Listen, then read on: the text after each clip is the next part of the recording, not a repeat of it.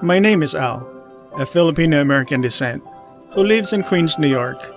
I decided to travel to Cambodia on February 19 of 2020 to do a documentary film about a missionary named Iluminda Bibulata. Her life fascinates and inspires me. During the time, COVID-19 was already an epidemic, but did not stop me from what I intended to do. When I got to Cambodia, I was in tears. Tears of joy. It was a dream come true to experience Cambodia and to know more about the missionaries, especially the life of Ma'am Minda Bibulata. Being in Cambodia, it reminded me of my childhood somehow. Cambodians or Khmer people are very friendly.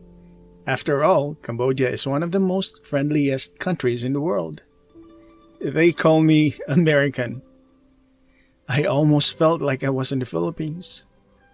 I fell in love with the people and food. But there are things that are new in my eyes and places that I went that changed the way I think about life.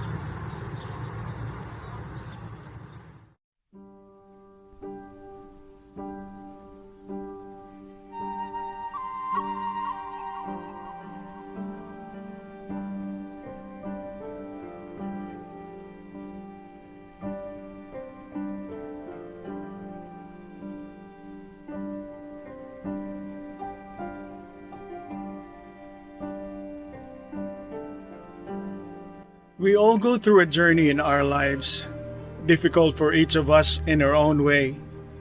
I've seen people with entire limbs missing, trying to sell food by the Mekong River, or just getting by one day at a time, living in harsh conditions, sometimes in packed clusters of dirt, grime, and hopelessness.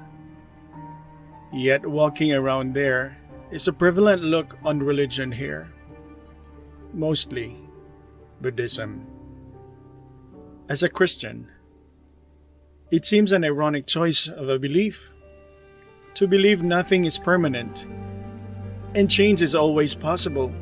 How life is endless and you can keep trying over and over to achieve peace. Ironic in a way that it only makes sense for this country to choose it. A country with a scar that never healed over. To this day, poverty is so widespread. I've heard stories of parents letting their own children do close to anything for money. But what is the point of change if the way to achieving that is sin? What difference does it make to the past? I've come to realization that this scar hit so deep that it's forced its own citizens to this day to overlook certain morals. But I never understood what it could have been.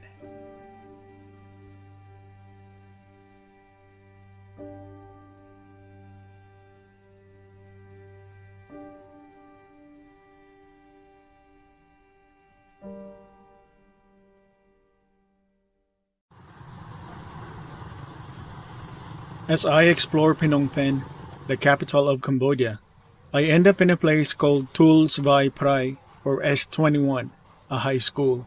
At least, it used to be. The Khmer Rouge used it for a prison and torture site, claiming the lives of at least 20,000 Cambodians. Many died in 5 ways during the communist reign: starvation, overwork, disease, torture, or execution. Many of this took place in S21 or toll slaying prison. What interested me is the executioners. They were mothers, fathers, children, under the strong hand of their new father, communism. With makeshift steel weapons, they killed their own countrymen in the killing fields. One girl said recalled sleeping with her mother, to wake up with her gone. She grew up wondering how they did it. It's still incomprehensible for me, she said about her mother's disappearance from the sleeping quarters where they were imprisoned. How did the prisoners leave that cabin without waking me and my youngest brother? How did my mom untangle herself out of our embrace without waking us? They must have tiptoed to their death.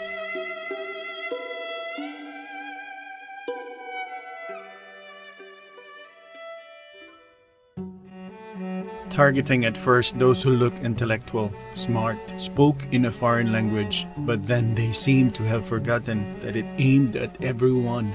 Their purpose? To make everyone equal.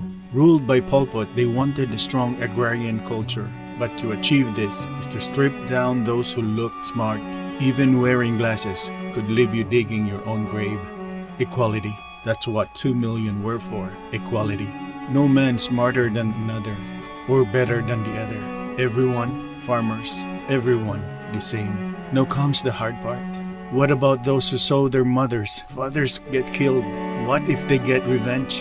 The Khmer Rouge weren't taking chances, yet they did this to 2 million of their own people, then the children. So now I wondered if they forgot or if they choose to. The Khmer Rouge killed their future, which is now forcing modern-day Cambodians to sell their children to get a meal in their stomachs. And I kept asking myself, did they forget? Did they forget? How can we tell them to stop hoping for change in another life and to do it on this one? How can we tell them there's hope after all this? How can we tell them God was there when their ancestors were tortured and murdered? That still God to this day is the only way to push through the pain, to remember their past and learn, to no longer force themselves and their own kind through more pain to get through the day. Some took that burden. I got to meet that life.